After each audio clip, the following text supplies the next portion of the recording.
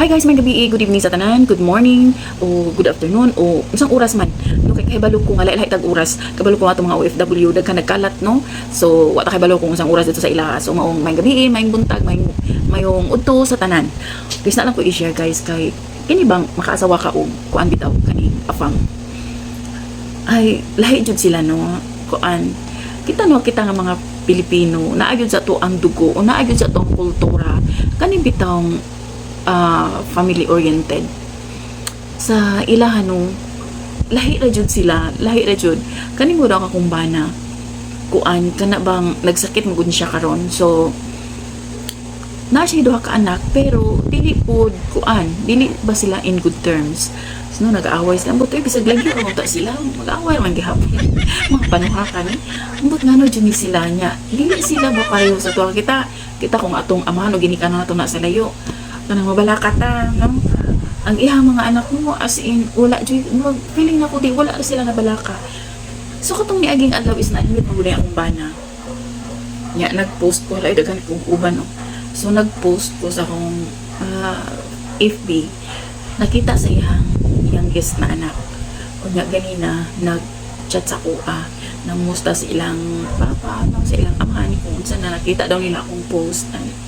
So ni anak ko nga kanang dili siya okay jud kay luya unya syempre kanang nabalaka ko syempre no mabalaka jud ko ako asawa unya anak siya nga kuan daw kanang manghinaot daw siya nga maging okay niyang papa bisag wala daw sila yung maayong buot pero wala po siya na kuan wala po daw siya nag-risk nga mag-force ng condition sa ilang amahan. Syempre siya gusto daw siya nga maayo ang ilang amahan nga dili daw niya ma-message kay giblock nag-block sila pareho sila ambot na nila grabe dyan sila mga ambot na lang gyud as in lahi jud sila guys.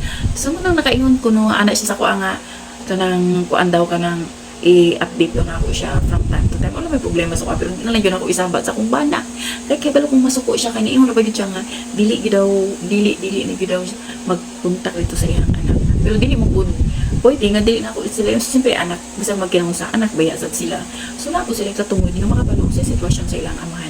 So kuan gyud lahi gyud sila oy as in lahi gyud sila nakaingon jud ko nga kuan ni sila kanang ambot lang basta naunsa jud ako kadaghan jud kong friends na kan bitang na mga asawa nga apang basta lahi jud ta nga mga Pinoy makaingon ka nga kanang makaingon ka ba nga bisan kag buang mo Pinoy makaingon pud kag nga kanang bitang proud ka nga Pinoy ka proud ta nga Pinoy ta kay naa gid sa atong kultura ang tinabangon na sa atong kultura nga dili ta magpabaya bitaw sa atong mga ginikanan aw naagod pud siguro yung mga anak no di man tanan nga nagauna sa pero mostly jud sa tuwa di jud na naayun na sa tuang dugo na sa atong kultura.